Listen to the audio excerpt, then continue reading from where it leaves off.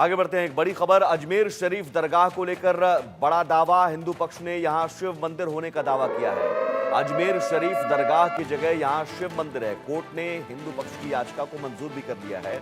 हिंदू पक्ष ने याचिका दायर की थी कोर्ट में और यहां याचिका में मांग की गई है कि ये शिव मंदिर है और इसे लेकर दावा जो किया गया हिंदू पक्ष के दावे में कितना दम है, अब इस दावे की सच्चाई का पता कोर्ट लगाएगी, क्योंकि कोर्ट ने इस याचिका को मंजूर कर दिया है और सभी पक्षों को इस बाबत नोटिस भी भेजा गया है, तमाम पक्षकारों को। तो अजमेर शरीफ दरगाह का जो अब विवाद है वो अब सामने आ गया। हिंदू पक्ष ने दावा किया है कि अजमेर शरीफ दरगाह दरअसल यहाँ पर शिव मंदिर है और यहाँ पर शिव मंदिर पहले रहा था। शिव मंदिर को तोड़कर अजमेर शरीफ दरगाह बनाया गया। इसके बाद अब कोर्ट में याचिका दायर की गई और कोर्ट में याचिका मंजूर भी कर ली गई है। यानी अब इस पूरे मामले में कोर्ट में सुनवाई चलेगी।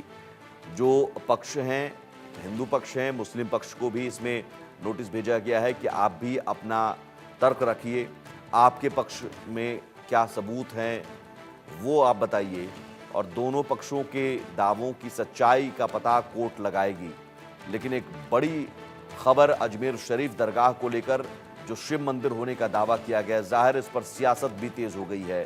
हाल ही में संभल में शाही जामा मस्जिद को हरिहर मंदिर बताने को लेकर जो कोर्ट में याचिका दायर की गई थी, सर्वे की मांग की गई थी, जिसके बाद सर्वे के आदेश भी दिए गए और उस सर्वे के दौरान वहां पर हिंसा भड़की और अब अजमेर शरीफ दरगाह की जगह शिव मंदिर होने का दावा किया गया। जावेद खान हमारे साथ जुड़े हुए हैं। जावेद, हिंदू पक्ष ने जो दावे किए हैं उस दावे में क्या आधार बताए गए हैं? मैं आपको बता देता हूँ कि हिंदू पक्ष ने जो दावे किए थे, जो रिट लगाई थी कोर्ट के अंदर, वहाँ पर उन्होंने साफ तौर से बोला था कि यहाँ पर जो है इसमें अवशेष है, यहाँ पर मंदिर के अवशेष है, मूर्ति के अवशेष है, कई यहाँ पे जो है हिंदू धर्म के जो है चिन्ह भी यहाँ पर मौजूद है। उन सब चीजों को लेकर के जो है कोर्ट के अंदर याचिका दायर की थी और इसके ऊपर जो है अब आने वाले 20 दिसंबर को फिर से सुनवाई रखी जाएगी।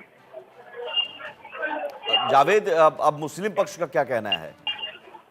देखिए, मुस्लिम पक्ष का साफ तौर से कहना था, कल जो है अंजुमन कमेटी के जो सचिव हैं सरवर चिश्ती, उन्होंने भी अपने बयान जारी किए थे और दरगाह के जो उत्तराधिकारी हैं नसरुद्दीन, उन्होंने भी अपने बयान जारी किए। सभी लोगों का साफ तौर से कहना है कि जो भी कोर्ट में पक्ष रखा है पूरी तरीके से उनको मजबूती से वो भी अपना पक्ष रखेंगे और इस दावे को पूरी तरीके से खारिज कराएंगे, क्योंकि इससे देश का माहौल बिगड़ने की पूरी उन्होंने बात कही है कि इस मामले में ये, क्योंकि दरगाह ख्वाजा गरीब नवाज की दरगाह जो है पूरी तरीके से सभी 36 कौमों का आस्था का केंद्र है और इससे पूरे देश में जो है इसका जो है सद्भावना बिगड़ने की संभावना हो सकती है। इसलिए इसका बहुत मजबूती से जो है पक्ष कोर्ट में रखा जाएगा और उसको पूरी तरीके से खारिज किया जाएगा।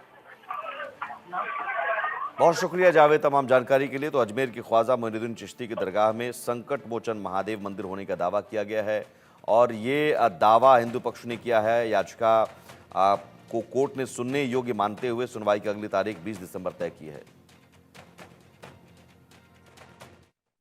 हमारे साथ सांसद असदुद्दीन ओवैसी साहब हैं। ओवैसी साहब, जिस तरह से जो अजमेर शरीफ दरगाह के मामले में आया कि उसके नीचे मंदिर है, इसमें याचिका दाखिल किया गया था जिसमें नोटिस भी जारी किया गया, क्या कहेंगे आप? ये सब जो है ना, ये रूल ऑफ लॉ को कमज़ोर करने के लिए, लोगों के दिलों से जो भरोसा कोर्ट्स पर है उसको ख़त्म करने के लिए, देश को कमज़ोर करने के लिए इस तरह की हरकतें की जा रही हैं। 800 साल से दरगाह शरीफ है। मुग़लों ने उसको, बादशाह अकबर ने वहाँ पर ज़मीनात दी, ख़िला बनाया, सराया बनाया। जब मुग़लों का दौर ख़त्म हुआ तो मराठाओं ने वहाँ पर हुकूमत की। जब मराठाओं का दौर ख़त्म हो रहा था तो उन्हें 18,000 रुपये में अजमेर को बेच दिया अंग्रेज़ों को। फिर अंग्रेज़ों ने उसको देखा, फिर उस ज़माने में वहाँ पर जितने राजपूताना थे, जयपुर घराना जो बोलते हैं, रॉयल फैमिली, करीब 40,000 तोले का सिल्वर उन्होंने पेश किया। तो इसकी खिदमत सबने की और जितने प्रधानमंत्री हैं वो चादर भिजाते हैं वहाँ पर और जितने साउथ एशिया के जो कंट्रीज़ हैं उनका ऑफिशियल डेलीगेशन वहाँ पर जाता है। इंडियन डायस्पोरा चाहे अमेरिका में हो, मालदीव में हो, मॉरिशस में हो, दुनिया के कोने कोने वहाँ पर जाते हैं अब आप आज आकर कह रहे हैं कि नहीं वहाँ पर वो दरगाह नहीं है, कुछ और थी, तो फिर प्लेसेस ऑफ वर्शिप एक्ट का क्या है? उसको कचरे के डब्बे में डाल दें हम लोग? कहाँ कहाँ आप लोग कोशिश कर रहे हैं इस तरह के लोग जो जिनका ताल्लुक डायरेक्टली इनडायरेक्टली बीजेपी आरएसएस से, बोलते हैं सलीम चिश्ती की दरगाह नहीं थी।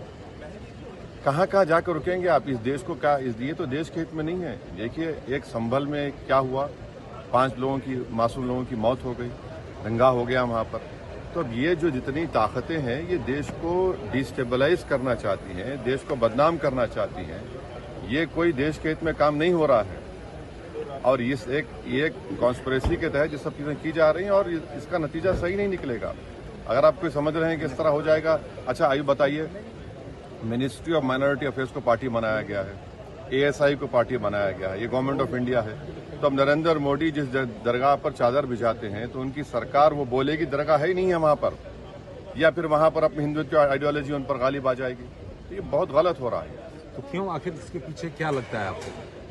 इसके पीछे एक ही है कि मुसलमानों को दबाया जाए, मुसलमान की मस्जिद दरगाहों को उनसे छीन लिया जाए, उनको अप्रेस किया जाए, सप्रेस किया जाए, उनको डरा कर रखा जाए, उनको दूसरे दर्जे का शहरी बनाने की कोशिश की जा रही है। यही हरकतें और कुछ नहीं। धन्यवाद। तो ये थे असदुद्दीन ओवैसी साहब। उनका साफ तौर पे कहना है कि जिस तरह से बातें कही जा रही है वो सही नहीं है। राकेश कुमार सिंह, इंडिया न्यूज के लिए। मेरे साथ बातचीत करने के लिए आम आदमी पार्टी के सांसद संजय जी है। संजय जी, लगातार जो है सो लोकसभा और राज्यसभा स्थगित हो रहा है और बीजेपी के लोग आरोप लगा रहे हैं कि आप लोग हंगामा कर रहे हैं। स्थगित हो रहा है? भाजपाइयों से पूछिए, रिश्वत खा के अगर देश की जनता को महंगी बिजली बेचेंगे तो हम लोग चुप रहेंगे क्या? अडानी ने 2200 करोड़ की रिश्वत खिला के देश की जनता को महंगी बिजली बेची है, तो हम उस पर खामोश तो रह नहीं सकते। इसलिए ये हम लोगों ने मांग की है कि सदन में चर्चा कराई जाए। कल जो केजरीवाल गए थे नागलोई और उन्होंने कहा कि दिल्ली के लॉ ऑर्डर खराब है, लेकिन बीजेपी के लॉ एंड ऑर्डर बदतर है, बद से बीजेपी के बदतर। सांसद कह रहे हैं कि चुनावी टूरिज्म पे निकले हैं। देखिए, ये बद से बदतर। दिल्ली की कानून व्यवस्था किसके हाथ में है? मोदी अमित शाह के हाथ में है। क्या हो रहा है दिल्ली में? गैंग वॉर हो रहा है, गैंग रेप हो रहा है, लड़कियों का रेप करके सड़कों पर घसीट के उनकी हत्या की जा रही है। यहाँ प्रधानमंत्री रहते हैं, अमित शाह रहते हैं। दिल्ली के अंदर रोज लूट हो रही है, व्यापारी को गोली मार के वसूली की जा रही है। तो अगर 41 साल के एक नौजवान को चाकुओं से गोद के हत्या कर दी गई तो उस पर संवेदना व्यक्त करने का अधिकार नहीं है अरविंद केजरीवाल जी। अब मामला अजमेर शरीफ का भी आया है, कोर्ट ने जो है याचिका को स्वीकार कर लिया है और नोटिस भेजा देखिए, गया है। ये एक बहुत अजीब बात है। भारतीय झगड़ा पार्टी पूरे देश में झगड़ा कराना चाहती है। इनके लड़के दुबई के शेखों के साथ धंधा करते हैं और हमारे लड़कों को इन्होंने धर्म के नाम पे झगड़े में लगा रखा है। कल को मैं कहूँ संसद के नीचे हनुमान मंदिर था, तो आप इसको खुदवाएंगे, सर्वे कराएंगे आप? जब प्लेसेस ऑफ वर्शिप एक्ट इस देश की पार्लियामेंट में पास हो चुका है 1991, जिसमें साफ तौर पे लिखा हुआ है कि 15 अगस्त 1947 के पहले जो भी मंदिर, मस्जिद, गुरुद्वारा और चर्च थे उनकी यथास्थिति बरकरार रहेगी, उसमें कोई बदलाव नहीं होगा। अजमेर शरीफ पर बहुत सारे लाखों की संख्या में हिंदू भी जाते हैं, देश के प्रधानमंत्री भी चादर भेजते हैं और जेपी नड्डा जी भी भेजते हैं। सबकी आस्था है वहाँ। अब आप कह रहे हैं वहाँ पे नया बवाल शुरू करो, तो ये तो ठीक नहीं है। चलिए, धन्यवाद। मनोहर केसरी, इंडिया न्यूज़, दिल्ली।